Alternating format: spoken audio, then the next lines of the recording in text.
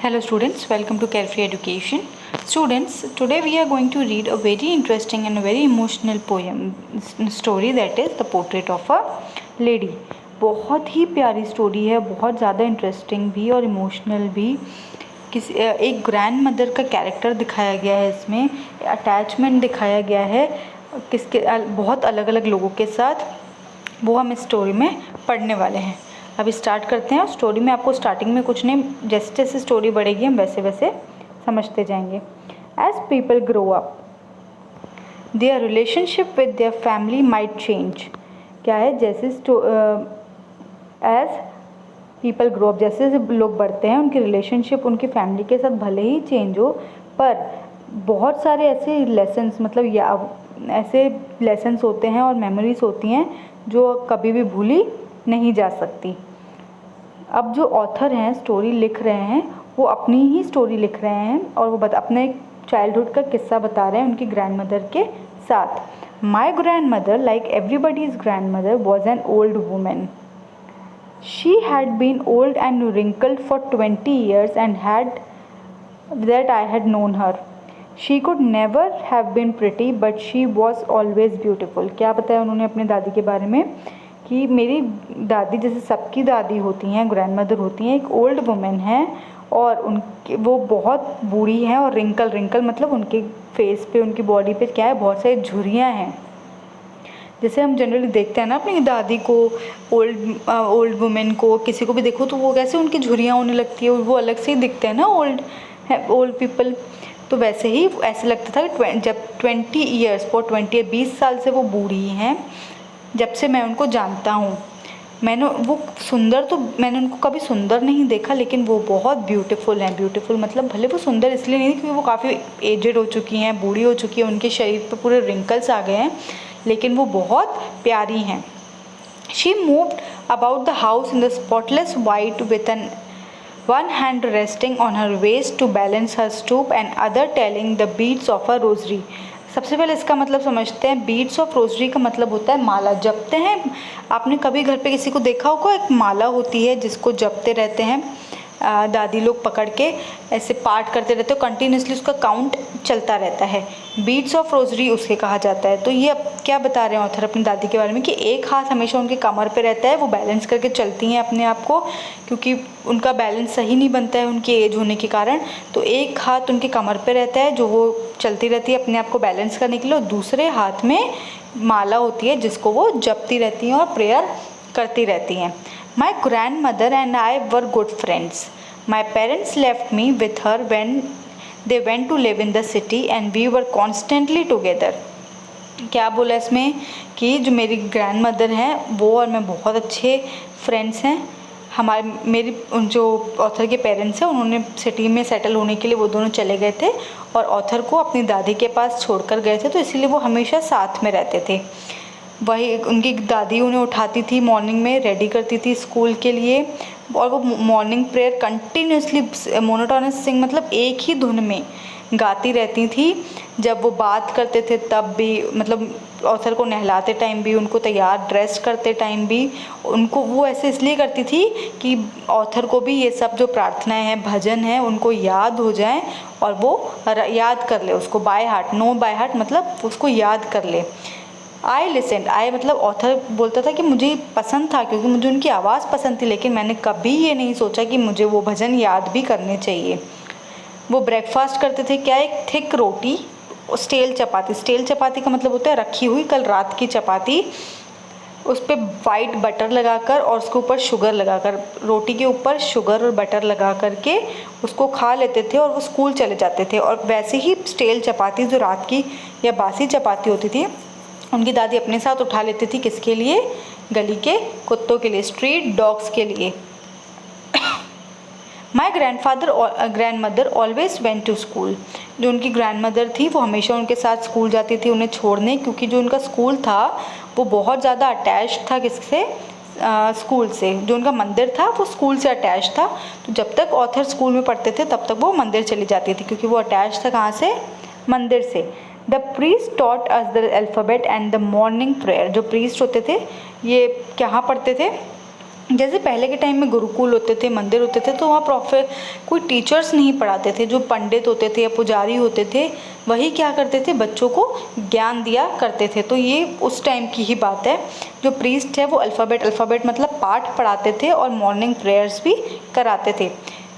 Children sat in the row either side of the veranda. Veranda की मतलब ये देखो ऐसे वरांडा होता है, और यहाँ पे प्रीस्ट पढ़ाते थे आइदर साइड, मतलब बच्चे यहाँ ऐसे ऐसे प्रीस्ट की तरफ फेस करके बैठे रहते थे। वरांडा सिंगिंग द अल्फ़ाबेट और the prayers in the chorus. My grandmother sat inside the reading scriptures. जो ग्रैंड मदर थी वो कहाँ बैठती थी, जहाँ भगवान जी स्थापना होती है वहाँ मंदिर के पास बैठी रहती थी और वो अपनी प्रेयर करती रहती थी। और बाहर वरांडा में जहाँ बच्चों को पढ़ाया जाता था वहाँ प्रीस्ट, वहाँ ये ऑथर पढ़ते रहते थे।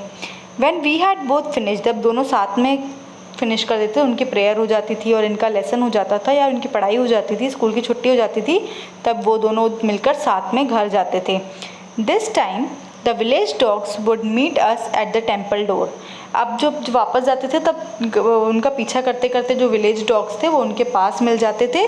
तब वो उनको क्या करते थे, जो चपाती वो घर से लेकर के आते थे वो उनमें चपाती बांट देते थे, टुकड़े कर करके उनको खिला देते थे। और वो जो डॉगीज़ हैं वो हमेशा एक दूसरे को लड़ते रहते थे, ये चपाती ये खाएं। हमेशा हमने देखा है ना, कभी भी कुत्तों के सामने या डॉग्स के सामने कुछ भी डालो तो 3-4 डॉगीज़ आपस में लड़ते रहते हैं। When my parents were comfortably settled in the city, they sent us for us। जब वो उनसे ऑथर के पेरेंट्स कंफर्टेबली सिटी में सेटल हो गए मतलब उन्होंने घर ले लिया, जॉब उनकी सिक्योर हो गई, तब उन्होंने क्या किया, इन दोनों को, दादी और ऑथर दोनों को कहाँ कर लिया, घर बुला लिया, सिटी में बुला लिया। ये उनकी टर्निंग पॉइंट थी फ्रेंडशिप में। अब उनकी फ्रेंडशिप में थोड़ी सी दूरियाँ आने लगी, किसकी, ग्रैंड मदर और ऑथर के फ्रेंडशिप्स में दूरियां आने लगी। भले ही वो एक रूम शेयर करते थे, लेकिन जो ग्रैंड मदर थी वो अब स्कूल नहीं आती थी, क्योंकि अब वो इंग्लिश स्कूल में जाने लगे थे और स्कूल वो बस से जाते थे। पहले तो कहाँ जाते थे वो, गुरुकुल में, मतलब छोटी सी जो विलेजेस में जैसे स्कूल होते हैं उसी वैसे जाता था। अब वो प्रॉपर इंग्लिश स्कूल में जाने लगे हैं सिटी में, तो वहाँ पर उनकी ग्रैंड मदर उनको फॉलो नहीं कर सकती।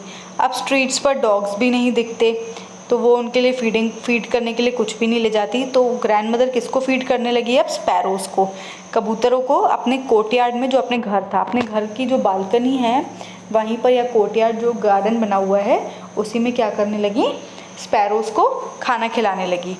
जब वो यूनिवर्सिटी जाने लगे, जब ऑथर बड़े हो गए, तब फिर उनको अलग कमरा मिल गया। अब तो उनका रूम भी सेम नहीं था, तो अब उनकी फ्रेंडशिप में और दूरियाँ आने लग गई।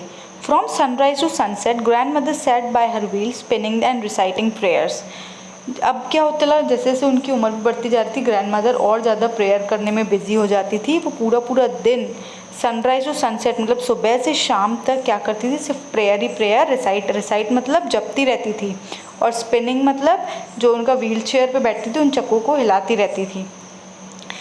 बस आफ्टरनून का ऐसा टाइम था कि वो आती थी, प्रेयर को छोड़ती थी और स्पैरोज़ को फीड करती थी। वेरांडा में वो छोटी छोटी सी ब्रेड के टुकड़े कर देती थी और उनको छोड़ देती थी बर्ड्स के लिए। 100 of little birds collected, 100 of birds आती थी, चिरिपिंग हैप्पीली मतलब वो चू चू चू चू आवाज़ निकालती रहती थी और बहुत खुशी से वो ब्रेड्स खाती थी। Some came and perched on her legs, कुछ बर्ड्स आकर के उनकी लेग्स पे बैठ जाती थी, कुछ आकर के उनके शोल्डर पर बैठ जाती थी, और कुछ तो आकर के उनके सर पर भी बैठ जाती थी। पर वो हमेशा सिर्फ स्माइल करती थी और उनको भगाती कभी नहीं थी। It use to be the happiest hour of her day, और यही उनके लिए सबसे अच्छा टाइम होता था दिन का, जो सबसे ज़्यादा वो खुश होती थी। When I decided to go abroad for the further studies, I was sure my grandmother would be upset। क्या बोल रहे हैं, जब ऑथर हायर स्टडीज़ के लिए अब्रॉड गए, फाइनली जब वो अब्रॉड चले गए पढ़ने के लिए, तब उनको पता था कि उनकी ग्रैंडमदर बहुत अपसेट हो जाएगी और वो 5 साल के लिए उनसे दूर होने वाले थे। And at her age one could never tell, अब उनकी उम्र भी ऐसी थी कि वो कभी बोल नहीं सकती थी कि वो दुखी हैं। उनको लग रहा था नहीं, उनका बेटा आगे बढ़ रहा है तो वो बढ़े। ग्रैंड मदर ने बिल्कुल भी नहीं बोला कि वो दुखी हैं, वो सेंटिमेंटल भी नहीं हुई, इमोशनल भी नहीं हुई। वो बस उनको रेलवे स्टेशन पे छोड़ने गई और ना उन्होंने बात की, ना ही कोई उन्होंने इमोशन दिखाया।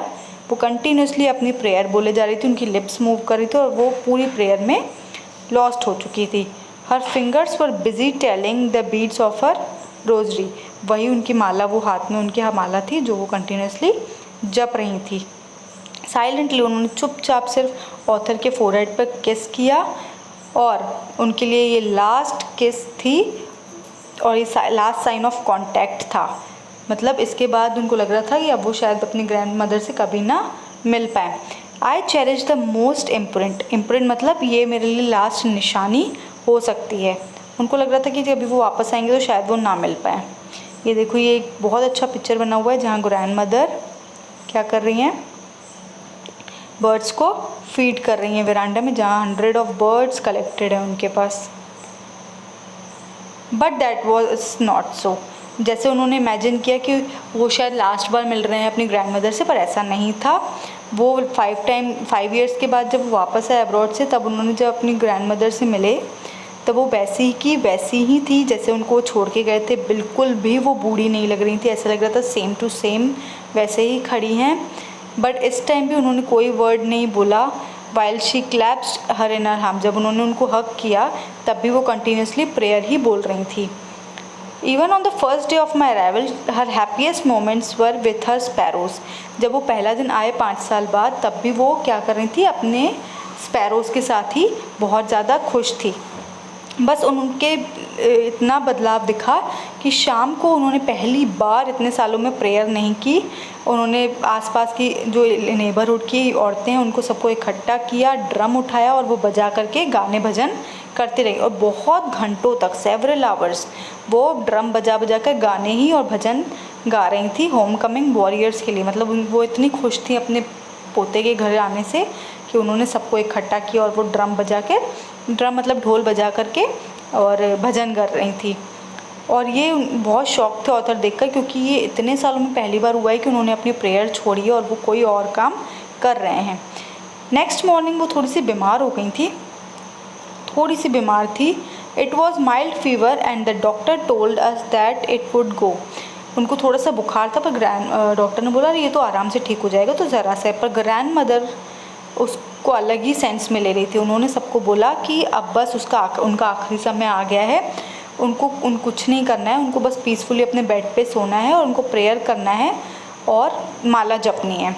Even before we could suspect, अगर उससे पहले कि ये सब उनकी बात सुन पाते, उनके लिप्स मूव करना छोड़ दिए, उनके हाथ से जो माला थी जिनसे वो जपती थी वो भी उनके हाथों से गिर गई। The sun was setting and had little her room and veranda with a blaze of golden. इसका मतलब कि ग्रैंड मदर की डेथ हो चुकी थी और सडनली उन्होंने एक अलग सा विजुअल देखा कि जो उनका वरांडा था वहाँ पे अलग सी गोल्डन लाइट आने लगी हर तरफ वरांडा में। और उनके रूम में जहाँ ग्रैंड मदर बैठती थी, मतलब लेटी हुई थी, उनकी जहाँ डेड बॉडी रखी हुई थी, wrapped in a red shroud. Wrapped in a red shroud का मतलब है कफन। जो जिसकी भी डेथ होती है, डेड बॉडी के ऊपर एक लाल कलर का कपड़ा डाला जाता है। तो जो ग्रैंड मदर थी जिनको लेटाया गया था जिस रूम में, उस रूम में अलग से ही गोल्डन रोशनी थी और पूरे के पूरे रूम में क्या हुआ, 1000 ऑफ स्पैरोज आ गए, हज़ारों स्पैरोज उस रूम में आ गए। क्या करने, अब किससे मिलने आए थे वो, ग्रैंड मदर से मिलने आए थे। कहीं ना कहीं उनको भी फील हो गया था कि जो उनकी फ्रेंड थी, जो उनको रोज़ फीड करती थी, उनके साथ बैठती थी, बातें करती थी, वो अब इस दुनिया में नहीं रही। और वो शांति से आके बैठ गए, बिल्कुल उन्हें आवाज़ नहीं की। वैसे वो आकर के अपनी चू चू चू आवाज़ निकालते थे, चिरिपिंग वॉइस निकालते थे, और उन्होंने कोई भी आवाज़ नहीं निकाली। ऑथर की मम्मी ने क्या किया, थोड़ी ब्रेड के टुकड़े करके डाले, लिटिल क्रम्स, पर द वे जैसे उनकी ग्रैंड मदर डालती थी, पर उन्होंने उसको देखा भी नहीं, उसको फेंक दिया। Sparrows took no notice of bread, उन्होंने उसकी तरफ नज़र भी नहीं डाली ब्रेड की तरफ। जब ग्रैंड मदर को ले जाया गया, जब उनकी डेड बॉडी को ले जाया गया, तब वो चुपचाप उड़कर चले गए। और दूसरे दिन क्या हुआ, दूसरे दिन भी वो नहीं आए और ब्रेड क्रम्स जो हैं, झाड़ू वाले जो स्वीपर होते हैं, उन्होंने उन सारे ब्रेड क्रम्स को डस्टबिन में डाल दिया। मतलब वो ब्रेड क्रम्स से वही खाते थे जो ग्रैंड मदर देती थी। मतलब इस स्टोरी में ये बताया गया है कि जो एनिमल्स होते हैं, बर्ड्स होते हैं, उनमें भी बहुत फीलिंग्स होती हैं, वो भी फील कर सकते हैं हमारा प्यार, हमारा हेट। आप उनसे नफ़रत करेंगे तो वो भी आपको बदले में नफ़रत करेंगे, काटेंगे। और उड़ जाएंगे, वो आपको देखकर डर जाएंगे, लेकिन अगर आप उनको प्यार दोगे तो वो आपके साथ हमेशा लास्ट मोमेंट तक आपका साथ देते हैं। So this was the story. If you have any doubt, please do write in the comment section. Thank you, students.